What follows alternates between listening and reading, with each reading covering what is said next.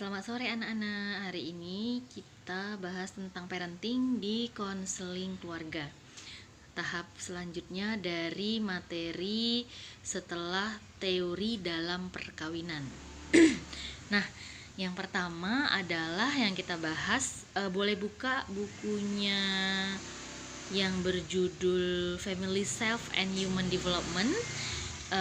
Di halaman 169 ada infancy and attachment atau bayi dan attach itu kalau kalian di email itu disuruh attach kan ya, disuruh lengket, apa sih bahasanya, adalah kedekatan atau keterikatan antara bayi dan keterikatan. Oke. Nah, yang akan saya bahas pertama kali adalah bahwa memang sejatinya orang tua mempunyai namanya intuitive parenting. Jadi sejatinya itu orang tua itu paham bagaimana pertama kali harus ngapain sih jadi ibu, walaupun nggak pernah belajar di TK, SMP, SD, SMP, SMA bagaimana sih jadi ibu. Sebenarnya dia paham kalau anaknya nangis tuh diapakan dulu, gendongnya gimana. Secara dasar itu namanya intuitive parenting, pasti semuanya paham. Yang berkaitan dengan intuitive parenting ini misalnya caring, nursing, responding.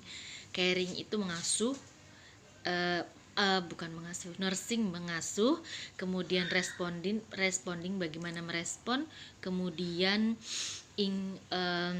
caring ini merawat ya, kemudian bagaimana mengasuh, merawat dan merespon pada sinyal-sinyal yang diberikan anak. Misalnya anak menangis, apakah nangisnya itu sakit, apakah nangisnya itu karena dia lapar atau haus atau hal yang lain. Biasanya secara umum orang tua paham.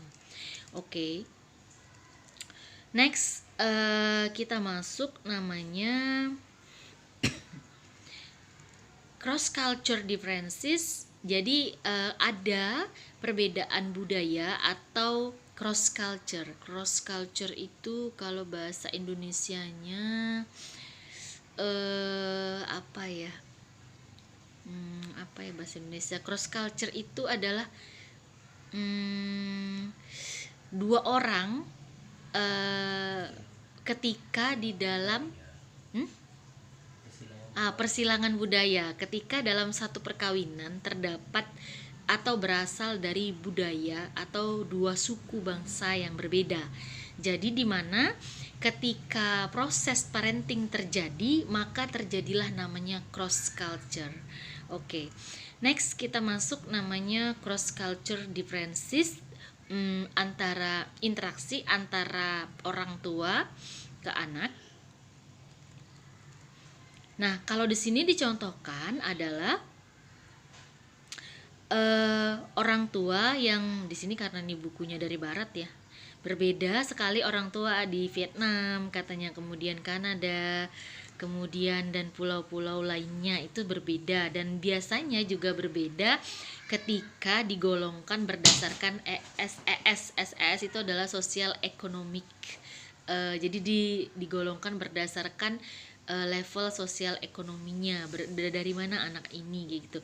Apakah dia imigran, apakah dia native atau bagaimana gitu. Nah, apa sih perbedaan antara apa sih yang dilakukan jika orang tuanya itu berasal dari budaya yang berbeda? Nah, di sini dikatakan di halaman 170 bahwa biasanya yang membedakan itu adalah nanti muncul pada anaknya namanya self independent. Self independent itu kalau kita bahasa kerennya tuh mandirinya berbeda. Jika pengasuhan orang tuanya juga berbeda, begitu. Kemudian penelitian yang sebelumnya yang telah dilakukan pada orang tua dengan latar belakang budaya yang sama itu menghasilkan interaksi face to face interaksi antara bayi dan kedua orang tuanya itu lebih mudah karena kedua orang tuanya menggunakan budaya dan bahasa yang sama.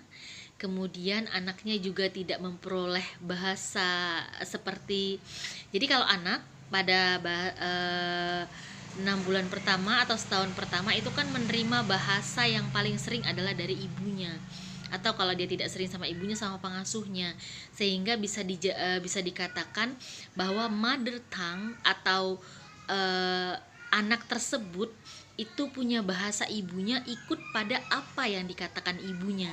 Jadi kalau saya katakan, kalau pengasuhnya itu misalnya asalnya adalah dari misalnya Indonesia bagian timur, misalnya Ternate, terus dia pakai bahasa dari sana, tentunya nanti anaknya juga akan mempunyai mother tongue itu dari sana. Jadi punya bahasa ibu pertama, pasti yang paling dia mengerti itu adalah bahasa dari Ternate, seperti itu.